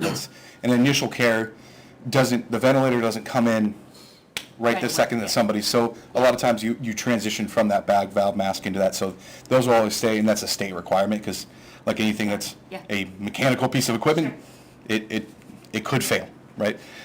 So we can't rely on this wholly. And then like they said, the disposable CPAP masks, we may see start to switch and start to phase down, and at least in volume of what we're carrying But your those. CPAP machine itself then would have to stay? Yeah, so it's actually not a machine, it's a disposable, it's a disposable unit. So like I said, it's just oxygen powered, so it just has tubing that goes on to a mask. So those are disposable, they're about $80 a piece, so. Chairman, could I make a point? I'm not sure, well, we're done at 10:30, am I correct? We are. I guess. We are. You have to go upstairs. I guess the question is, we have the highway department still? Today? Yes. Yeah, Okay. we do. So from a time management perspective, I think it's prudent for us to wrap up this and briefly touch on 27 and the 2030 requests. Okay, sounds good. All right, thank you guys. These are future year requests, right? Yes, so probably we should try to run through this as quickly as possible so that we can get the highway department by 10 o'clock, give them a half hour. Okay. So 2027, the request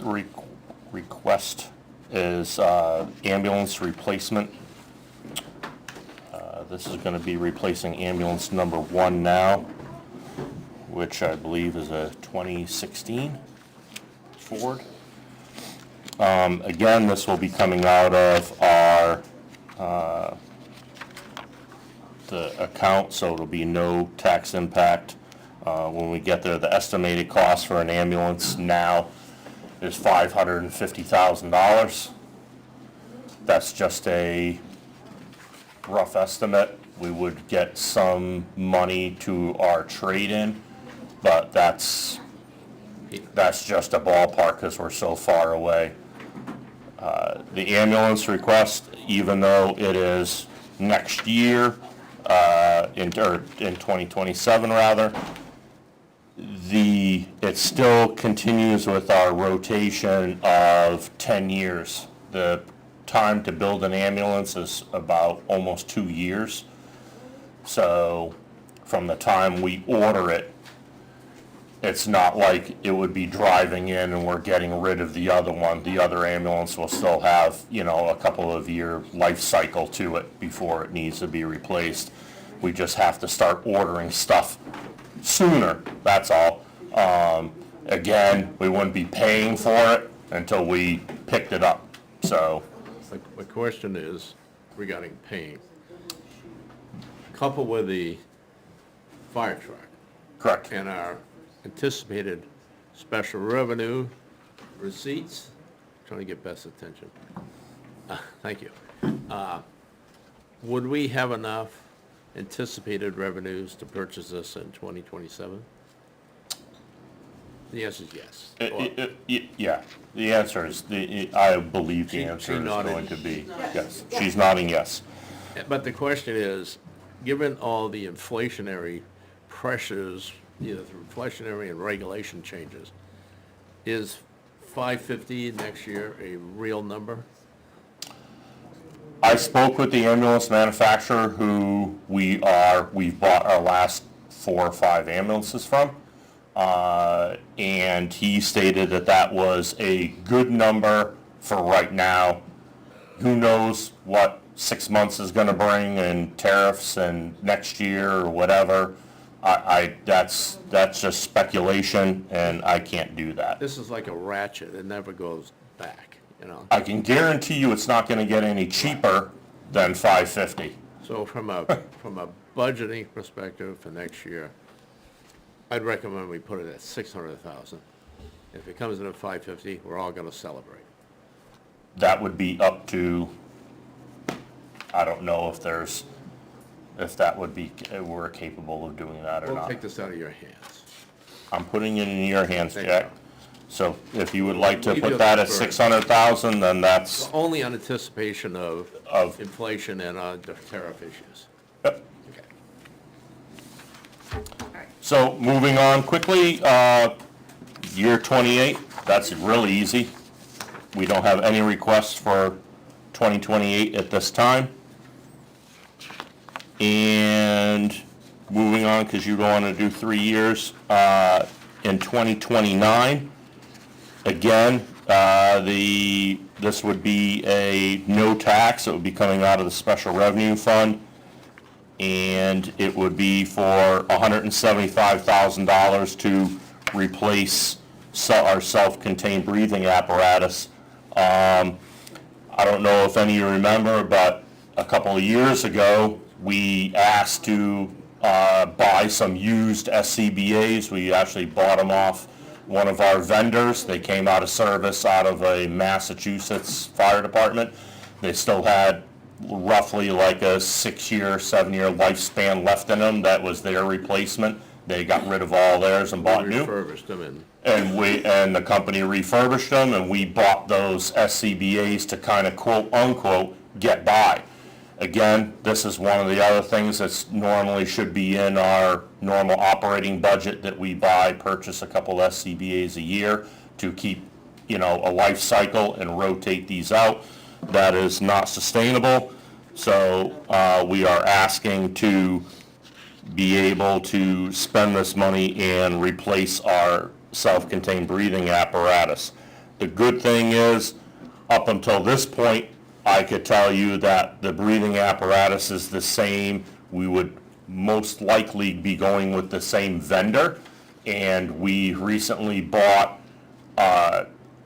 some SCBA cylinders, the bottles that are on the back, and those bottles we would be able to use with these new air packs. So thus we'd be saving roughly about $1,400 per pack by utilizing some of our equipment that we have now that is still has a decent life cycle to it. packs. Excuse me? How many packs? 175 by how many packs? Yeah, I mean, in the neighborhood of like 15 in that ballpark. That's the pack, not the bottles? That's the pack, not the bottle. Okay, good. Yep. And for just This should be a necessary, This is necessary, yep. because you got it as committed. I don't know where I went wrong with this, Jack. Well, it's- You know, I'm either 2 to 4. committed, urgent, We're here to help. necessary, Okay. desirable. We're here to help. It's 2 to 4 years, okay? It's not So, burden. so, Look, so we'll have to change a couple of those from, to urgent, all right? see, chief? That's the crib sheet. There you go, all right. So, just for clarity. And the other one, we just spoke about, the ambulance. Yeah, that's, That is a, that will be urgent also, well, because it's a 3, necessary because of the timing. It's not urgent. This- not urgent yet, Right. right. All right, Thank you. So that's 3 years worth. all right. Questions, comments? Next, Thank you, guys, appreciate it. damn chief. Thank you very much. All right. Thank you.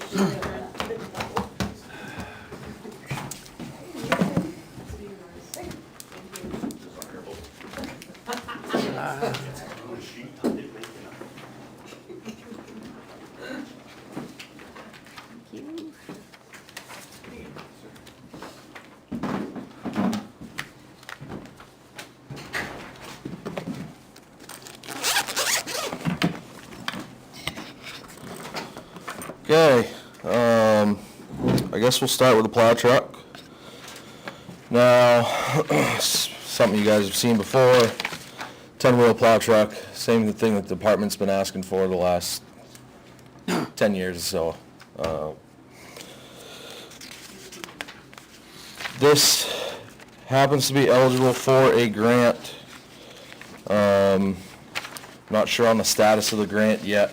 How much is the grant? for? Grant will be 80% reimbursement, so we would have to cover the costs of that. Are you truck. considering applying any capital reserve to this?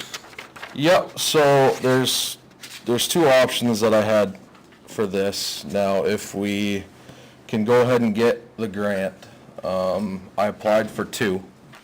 So if we can get the grant and get 2 plow trucks, considering we've been denied a couple years in the recent history, it would catch us up a little bit. With some offsetting funds and grants, that's looking at a total of $92,000 for 2 trucks if we were to get the full reimbursement grants. And that's $20,000 out of the capital reserve fund we already have. Does that reduce it to 76? Nope, Oh, because that's included for the, that 96 for 90, $560,000 worth of trucks. exactly. Okay, so So, you're getting a 20% discount. It's the same situation we were in a couple years ago. I presented the same thing. There was a grant, 2 trucks. We didn't get the grant, so we went back down to 1 truck. so, I'm sorry, just back up because I'm Yep. confused. Yep, When I look at this request, the 280, yep. that's 2 trucks? No, One so truck. that's 1 truck. Okay, That's 1 truck. So if we do get approved for the grants, I'm gonna ask for 2 trucks. okay. If we don't get the grants, I'm not gonna ask for 2 trucks. When will you know that? I'm hoping to know by the end of the month. Okay. So the 285, are you going to use any of your capital reserve to offset that cost? Yeah, so the plan is to use $20,000 out of the capital reserve fund, regardless if we get the grants or not. Okay, so it's 265 impact the taxes. Yep, Okay. 260. Now, for sake of brevity here, they have 11 large vehicles, okay? One is dead, the Mack 2000.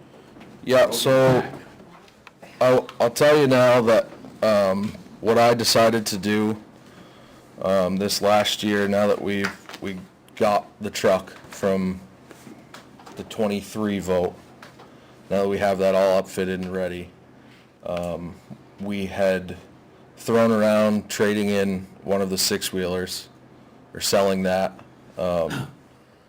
Seeing as how we're down a truck, I didn't think it made sense for the department to trade in a truck that we have running when we have a truck that's down in pieces. So the truck that we got in 2023 is now gonna replace the truck that's in pieces. It's gonna bring us back up to 11 pieces of plow equipment. The highway department's fully staffed. We're gonna have a butt in every seat. So that's where the department is as of right now. So if we were to get the two vehicles, we're gonna trade in one of our six-wheelers and then a 10-wheeler another 10-wheeler that the body is in very, very bad shape. And the justification to keep one of the six-wheelers is the fact that the bodies are stainless on the two six-wheelers. They're in much, much better condition than that one 10-wheeler. That is, the body's just no good. We'd have to put, probably $50,000 into that truck to keep it for another 2 or 3 years. Which truck? So all three of those trucks are Volvos. So, they're- 50 grand for all three of them? No, just for a body for that truck. If we're gonna go a whole new body. And then you still have a geriatric truck? Yeah, we still have a 2008 truck that's gonna be, 20 years old, coming up here pretty quick, and a plow truck is a very hard life, so, What would it cost to resuscitate the Mack? too much. I know, but is it half a truck? We're talking probably another $30,000. Which mean, what you're really doing is replacing or rebuilding the frame. Yeah.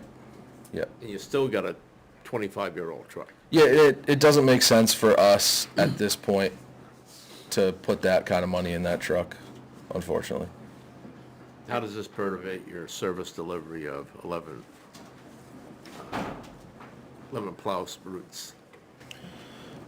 So, like I said, we traded that Mack in, we traded a 10-wheeler for a 10-wheeler, we kept two 6-wheelers, so that puts us behind a little bit on the efficiency, sanding and salting, but it does bring us back up to a full fleet, which is nice. So if we do get this, 2 trucks, we'll be replacing one of those 6-wheelers, get us back up a little bit more efficient as far as the sanding goes. So, I have a couple questions. Yeah, go ahead. So, when you purchase, if you've got approval for 2 trucks, what's the time? Like, we just heard Fire say, you order it, it's 2 years in service. they're about a year out. A year out? Yep. Okay. Is it possible, I know for me, because I'm new on this committee, the police department had one slide that had their fleet. Yep, Truck number 1, truck number 2. let me get an updated one for you. If you would do that, that would be helpful, because when you are talking about a 10-wheeler or Yep, 6-wheeler age, and it's hard for me to comprehend what you're talking about. It would be helpful, I think, to see the fleet and then know this is the truck that we're talking about, yeah. would be helpful for me. Yeah, I'll get that to you. Yeah. I assume we're gonna run out of time anyway. Well, we got till, We have 10:30. Yeah. Yeah, I just want to make sure we get this Yep. straight. So, the 6-wheeler Volvos, one of those is a candidate for $50,000 improvement to make it worthy? that's the 10-wheeler. The 10-wheeler, I'm sorry, for a body. Yep. The 10-wheeler is That's if we were to put a whole new body on it. That's not saying we could rebuild it patch it. less than that, but it really, it And the needs a 2 new one. 6-wheelers, are they eminent for anything? Just waiting for the next break, right? Who knows? One of the wings snapped in half last year on it. The boys are rebuilding the other wing right as we speak. So that consists of skinning new metal on the blade and trying to fix the main frame of the plow is cracked. So they're patching that up. Hopefully that stays and lasts the rest of the go-around. The head plows those are a $10,000 bill for a new one, but those can be rebuilt at probably half the cost. So the $280,000 is a truck with a body that's a sander. Fully equipped. Hard docks, right? Yep, fully And equipped. a wing plow and a front plow. Yep, So these are like ready to go to work. yep. And these trucks, maybe a stupid question, but just for me, when it's not winter, and can you take the plows off them and use them for Yep. something else? or not Yeah, get so, there's what they call a headgear that goes on the front, and that's what hooks your plow, Yeah. and then the front of your wing. So we take the wings off, we take the head plows off, we take the headgear off, and if you go down to the transfer station at all before you turn, if you look down into the pit there, you can see them all, they're all lined up there.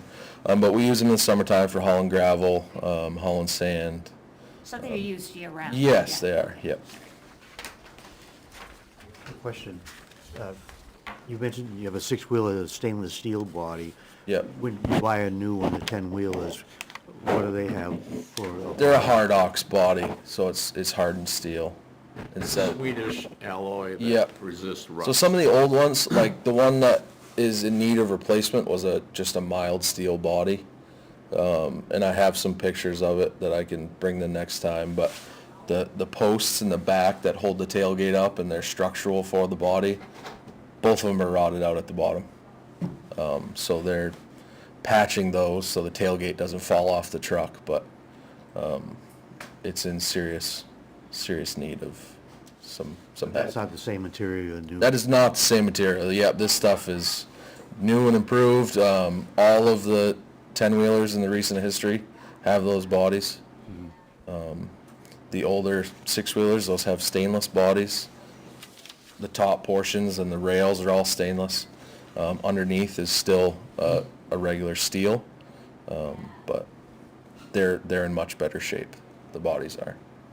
And if you got the grant and you purchased 2 trucks, you had approval to purchase 2, would that impact 2027, or you're playing catch-up based We're on playing catch-up. Yep, what you didn't Yep. get in the past? Yep. Okay. yep. The highway department needs They'll to. have 2 geriatrics to deal with. The highway department needs to keep on a rotation of a truck a year. Yeah, that's why I think it would be helpful to have a similar Yep. slide like the police did with the numbers, so we're doing number 5 or Yep. number 6.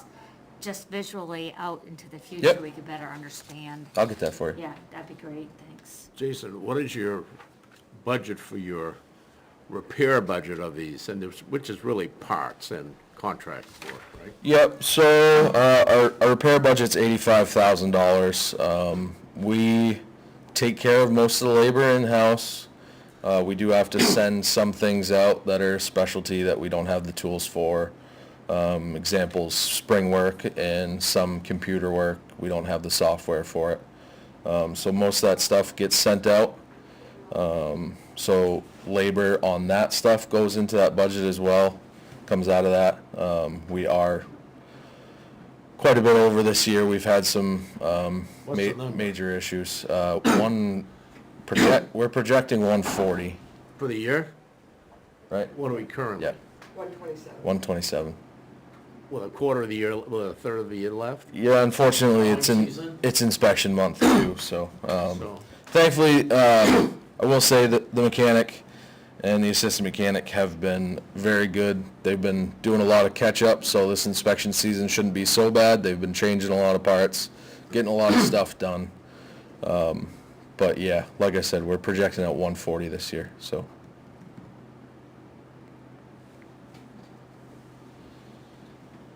Any other questions on the trucks? I just want to get back to the issue in retention and attracting talent. We hire CDL drivers. They're kind of a far and few between because a lot of them are retiring, and not everybody wants to get into that business, and the demands for the town of Ware is such that the summertime is somewhat predictable for your hours that is worked. Yep, But wintertime, it's like, it starts snowing, you stop before the snow, and after it stops, you continue until you got the road Yep. clear, right? yep. Yeah, I mean, a lot of This is a marathon. departments that are bigger than us, they have shifts. We don't. So as long as it's snowing, our guys are at the shop doing what they need to do, so. What I'm saying is, not everybody want to do that, No, and if they do it, that's their office. they don't want to be running in a truck that you can actually see the front wheels spinning from the cab. Yep. you know? Yeah, no, you hire some new guys and, it's just the nature of the beast. The new guys get the older trucks, so, you want to make sure that you have decent equipment so you can attract decent help and keep them around. How many people are you at full staff now? We are. And what was your staff last year? I think Down to beginning of 5 beginning of winter, we had like 6 full-time plow drivers. against 11 requirement? 12, 13. Okay, so you're down 7, you're half. So this gets into the whole issue of retention and attraction, of attracting employees and the environment they operate with. It's all tied together. So it's not just a piece of equipment for equipment's sake. It's trying to have people that actually drive the equipment. Very much so. I think it's similar to what I heard the The police, same police say. problem. It, when you put it in the context of it's their office. It's Exactly. not just a truck that you like to have, it's Yeah. what they're working in every day, and do they feel safe in it? Do they feel like they can do their job in it? In the same way that if you had an office without a computer, without a desk, it would be Or hard to do your the job. ceiling's leaking, Yeah, the carpet's torn, so you trip hazards. Yeah. You know, Yeah. it's cold.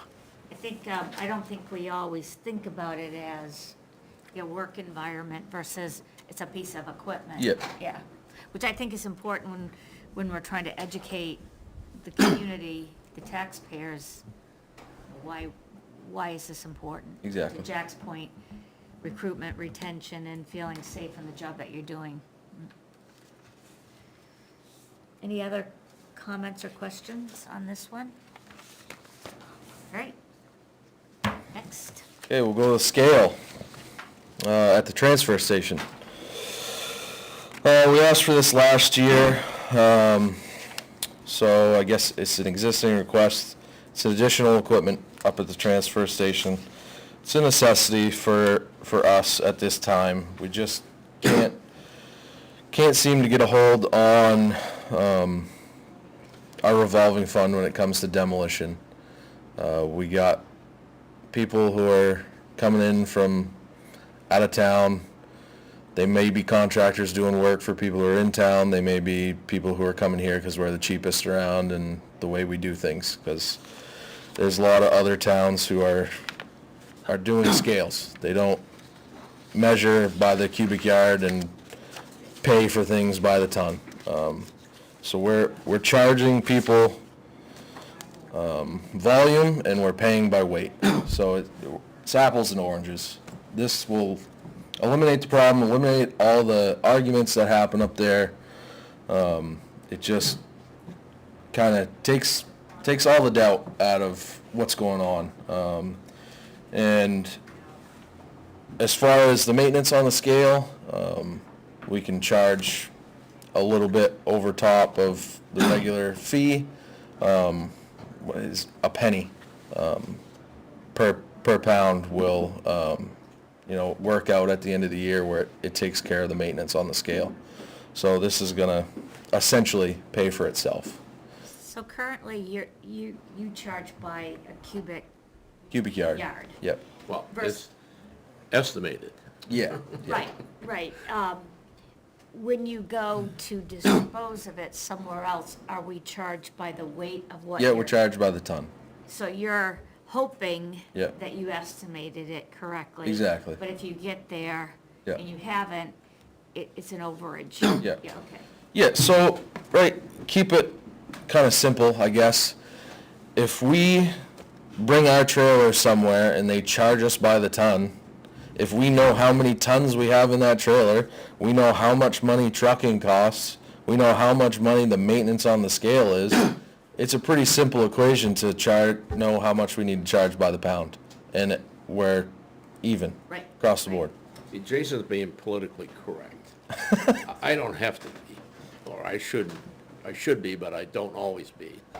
I'm working with Benji, who's an expert in this, predecessor to Jason, to try to come up with,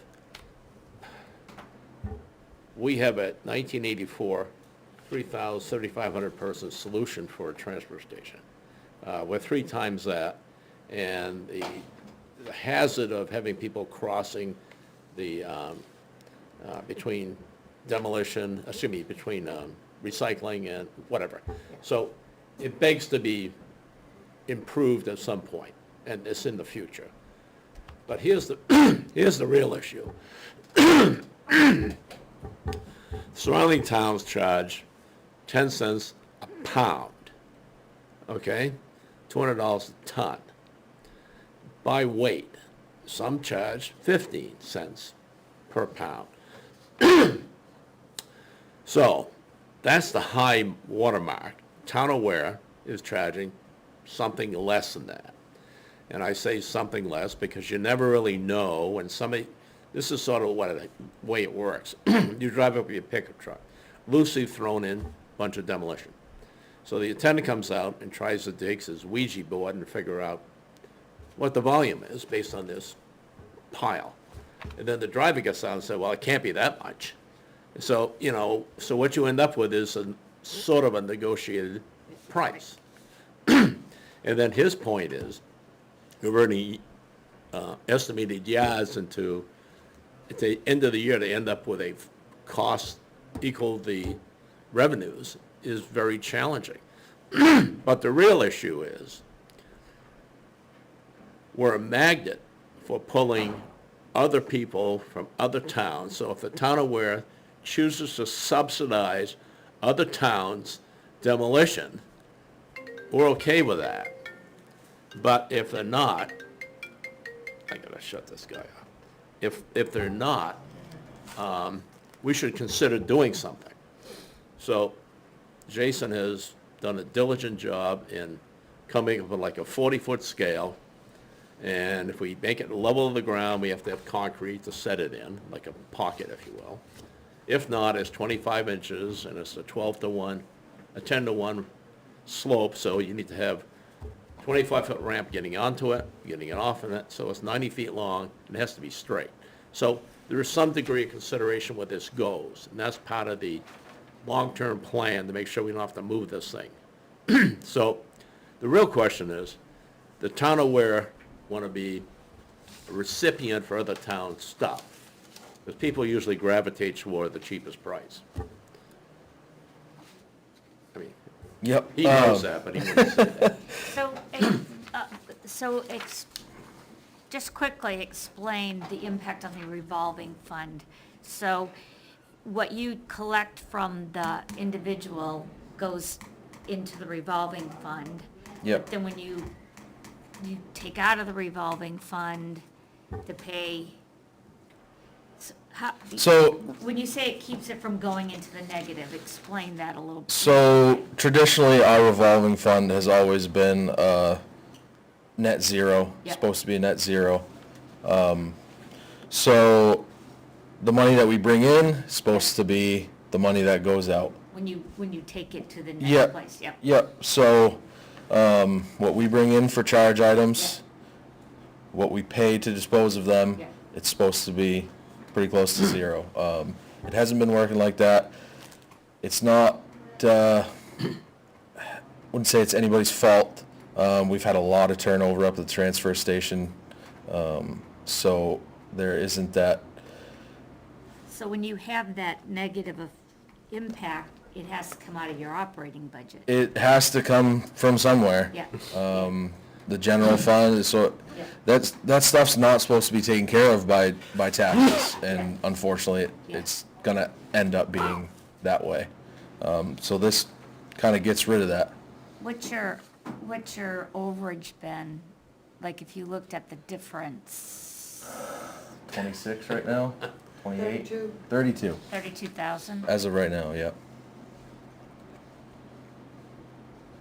And it shot up to that number a couple years ago, Yep. and it stayed pretty steady right there. So And the we, reason is, other towns are raising their rates yep, to that. We look very cheap yep.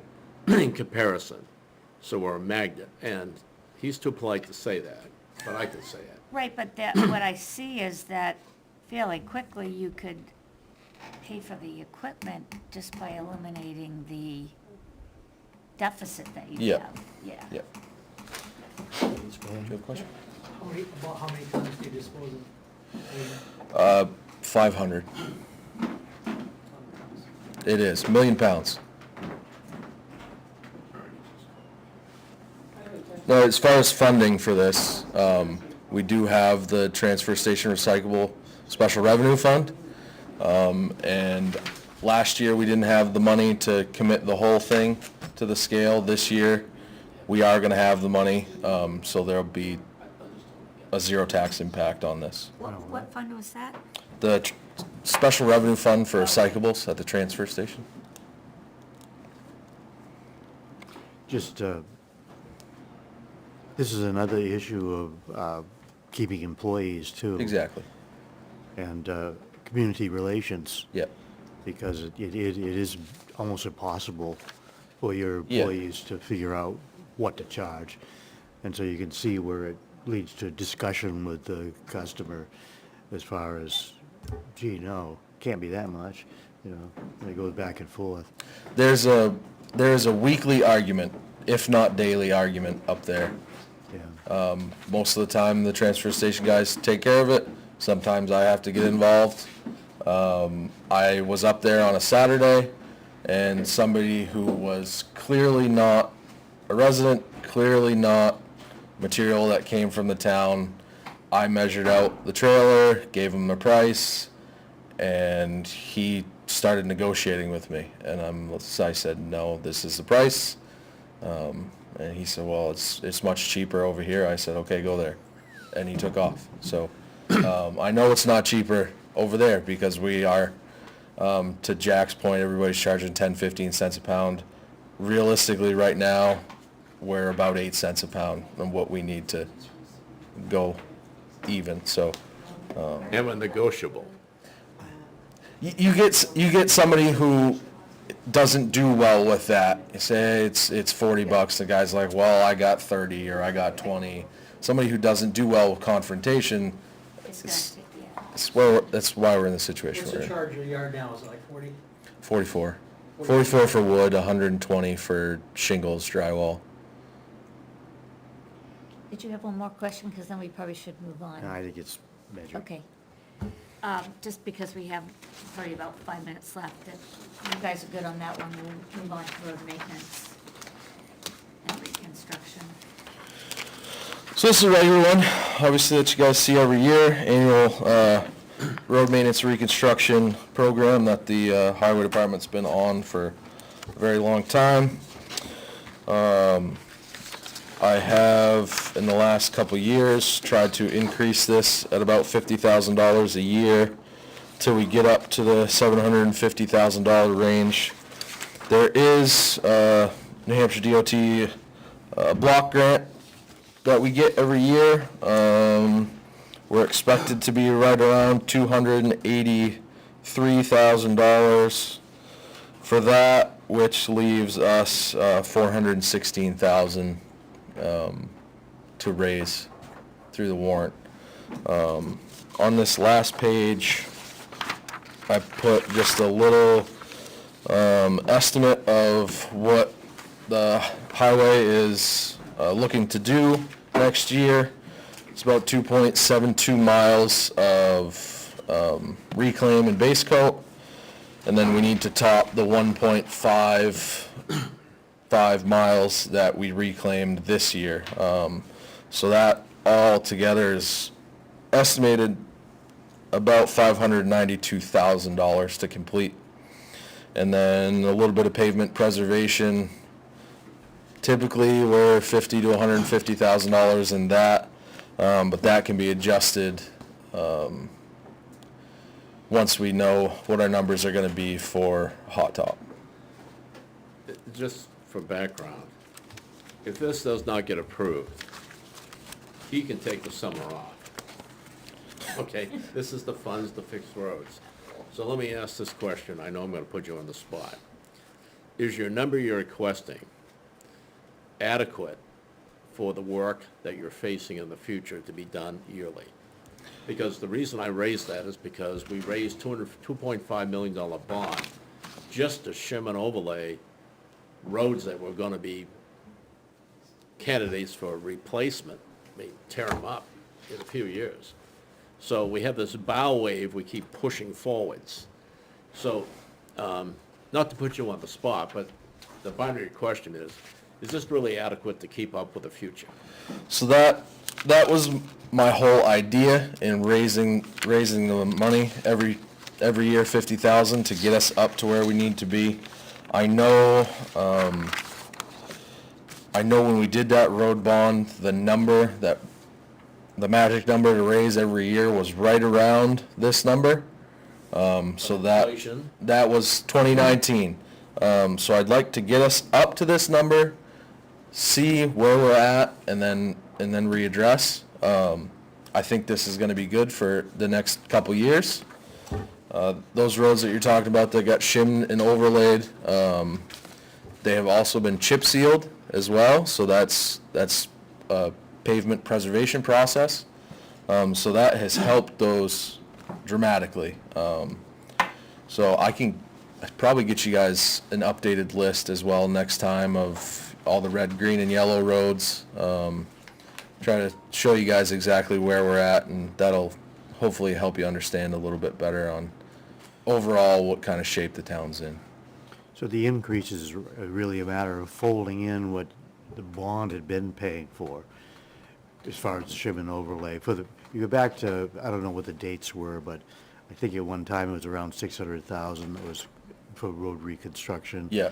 And then the bond helped to catch up things. Triage. And so as you moved away from that, spent it, you had to make up the difference, and that's why you're increasing it each year. Yep. To where you are now. Yep.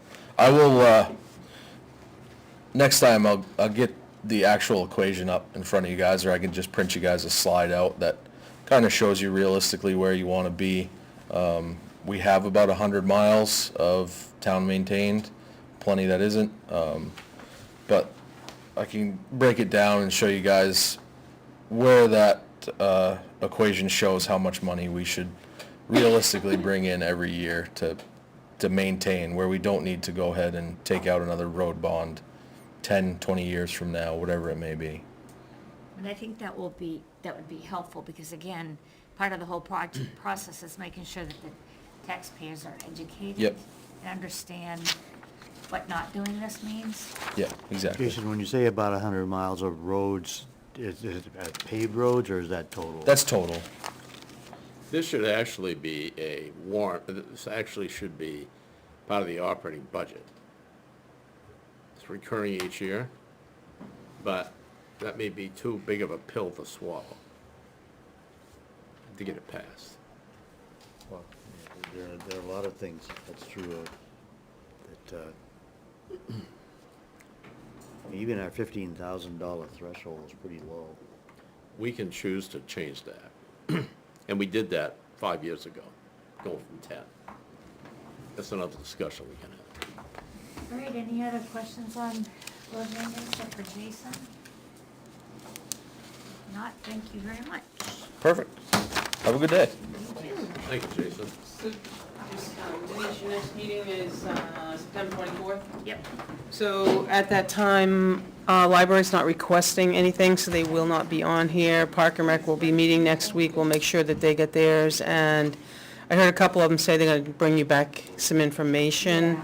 And it says on their second visits, So I think we'll want Jason back. Jason back for Yeah, second what about visit. anybody else? I have to go back through my notes. Well, you can send me an email, I can ask them Yeah, to let me come go back. back to my notes, because I think that we asked one other, I can't remember if it was fire or Okay, yeah, police. that's fine. For more information. Okay. We would just bring them Just let me back. know if you want someone back and they can All come right, I'll back. go, as I go through my notes, I'll Yeah. know who the other one was. Okay. But definitely would like to have Jason Jason back. back to Yeah. show us the whole fleet and Okay. go over that a little All bit right, more. I just wanted to let you know there'll be no library, just, Okay, that sounds just good. Park and Rec, and I'll All right. double check with them.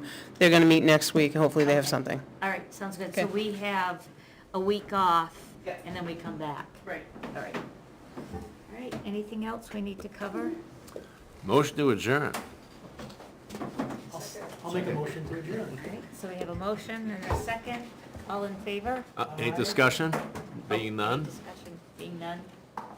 Aye. Aye. Aye. Thank you. Meeting adjourned. Thank Good you all job. very much. Hang on, don't shut it yet.